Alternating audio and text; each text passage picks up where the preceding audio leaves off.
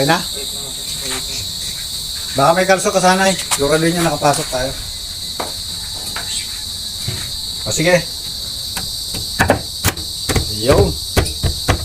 Pasok na lahat. O kalot kanan. So tanggalin mo na yung sobra kasi kaya yung mga kasanay may sobra kasi inakwal natin. Ang ginawa natin mga kasanay dyan ay hindi natin sinakto yung pyesa. Nagpakulang talaga tayo ng konti sa sukat para sigurado tayo na makakapag-actual na pagsukat tayo. Puputulin na natin yung sa right side.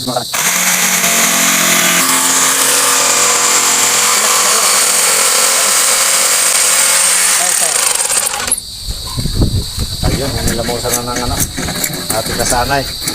So, kakabit na natin yung mga kasanay, yung right side niya.